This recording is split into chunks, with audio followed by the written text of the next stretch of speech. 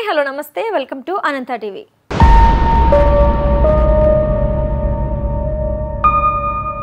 TPCC కొత్త chief ఎంపిక ప్రక్రియ ఓ కొలిక్కొచ్చింది. ఏ క్షణమైనా ప్రకటన వెలువడే అవకాశం ఉంది. అనేక సమావేశాలు చర్చల అనంతరం తెలంగాణ టీపీసీసీ అధ్యక్షుడిగా మహేష్ కుమార్ గౌడ్ పేరు ఖరారైనట్లుగా సమాచారం. ఈ మధ్య దీనిపై చర్చ జరిగేందుకు CM Revanth Reddy, deputy CM Bhatti Vikramarka, ఇతర నేతలు ఢిల్లీ వెళ్లొచ్చారు. పార్టీ పెద్దలతో చర్చలు జరిపారు. ఆశావాహులు ఇప్పటికే ఢిల్లీలోనే ఉండి మంతనాలు జరుపుతున్నారు. టీపీసీసీ చీఫ్ పదవిని బీసీలకు ఇవ్వాలని హైకమాండ్ నిర్ణయించింది. మహేష్ కుమార్ గౌడ్, మధు యష్కి గౌడ్ మధ్య తీవ్ర పోటీ నెలకొంది. ఇద్దరూ పదవి కోసం పట్టుబట్టారు. ఇక ఈ నేపథ్యంలో ఎవరిని ఎంపిక చేయాలనే దానికి పార్టీ నేతలతో అధిష్టానం అనేక చర్చలు జరిపింది. చివరకు మహేష్ కుమార్ గౌడ్ ను ఎంపిక చేసినట్లుగా తెలుస్తోంది. ఈయన గత 3 ఏళ్లుగా పీసీసీ ఆర్గనైజేషన్ వర్కింగ్ ప్రెసిడెంట్ గా ఉన్నారు. యువజన కాంగ్రెస్ నుంచి పార్టీలో పనిచేస్తున్నారు. ఢిల్లీ స్థాయిలో పరిచయాలున్నాయి. తెలంగాణతో పాటు మరో 2 రాష్ట్రాలకు కొత్త పీసీసీ చీఫ్లను కాంగ్రెస్ నియమించనుంది. ఇక ప్రస్తుతం తెలంగాణ కాంగ్రెస్ వ్యవహారాల ఇన్ఛార్జిగా ఉన్న దీపాదాస్ మునీష్ కి వెస్ట్ బెంగాల్ పీసీసీ పగ్గాలు అప్పగించే ఛాన్స్ ఉంది.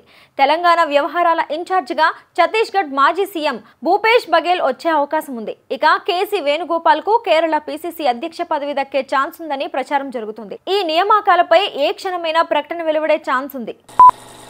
కాంగ్రెస్ పార్టీ అంటేనే గ్రూపులు, కయ్యాలు, అసూయ, అణచివేత ఇలా అనేక అంశాలున్నాయి. దేశానికి ఫ్రీడమ్ సాధించిన పార్టీలో ఉన్న ఫ్రీడంతో నేతలు క్రమశిక్షణ లేకుండా వ్యవహరిస్తున్నారు. అందుకే ఆ పార్టీలో కయ్యాలు నిరంతరం ప్రక్రియ. ఇక పార్టీలో ఒక లీడర్ ఎదుగుదలను ప్రోత్సహించే వారికన్నా ఓర్వలేని నేతలే ఎక్కువగా ఉంటారు. అందుకే ఎదిగే నేతలు అనేక ఇబ్బందులు పడుతుంటారు. వాటిని అధిగమించిన వారే పార్టీ అధ్యక్షులుగా, ముఖ్యమంత్రులుగా నిలదొక్కుంటారు. లేదంటే రోషయ్యలా తప్పుకుంటారు. తెలంగాణ ఇచ్చిన పార్టీగా కాంగ్రెస్ కు గుర్తింపు ఉంది. ఇది ఎవ్వరూ కాదనలేదు. కానీ ఇచ్చిన పార్టీ కంటే ఉద్యమ పార్టీకే తెలంగాణ ప్రజలు 2 ఎన్నికలలో పట్టం కట్టారు. దీంతో తెలంగాణలో కాంగ్రెస్ 10 ఏళ్ల అధికారానికి దూరమైంది. ఇక టీపీసీసీ చీఫ్ గా రేవంత్ రెడ్డిని నియమించిన అధిష్టానం అతని సారథ్యంలోనే ఎన్నికలకు వెళ్లి సక్సెస్ అయింది.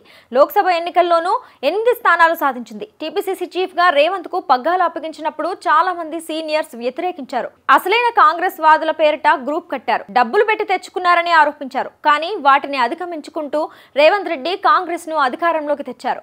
తర్వాత ముఖ్యమంత్రి కూడా అయ్యారు. టీపీసీసీ ప్రెసిడెంట్ గా రేవంత్ అయ్యాక వేరు కుంపటి పెట్టిన సీనియర్స్ క్రమంగా ఆయనను అణిచివేయాలని చూశారు. పదవి నుంచి తప్పించాలని అధిష్టానానికి ఫిర్యాదు కూడా చేశారు. కానీ అధిష్టానం ఫిక్స్ అయి ఉండడంతో వారు పప్పులు ఉడకలేదు. మరోవైపు రేవంత్ రెడ్డి తనకున్న వ్యతిరేకతలను తనకు అనుకూలంగా మలుచుకున్నారు. అయితే కొందరు రేవంత్ ను కారణం చూపించి పార్టీని వీడారు. అలాంటి నేతల్లో మొదటి వరుసలో ఉంటారు కోమటిరెడ్డి రాజగోపాల్ రెడ్డి. ఎవరు వెళ్లిపోయినా మొండికి పడి పార్టీకి ఊపు తీసుకువచ్చి విజయ తీరాలకు చేర్చిన నేత రేవంత్ రెడ్డి.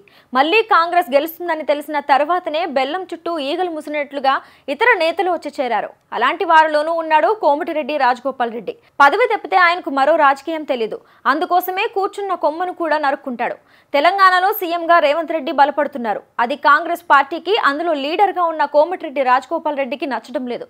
తన సామర్థ్యానికి మించిన పదవుల కోసం ఆశలు పడుతూ సొంత పార్టీలో కుంపట్లు పెట్టే ప్రయత్నం చేస్తున్నారు.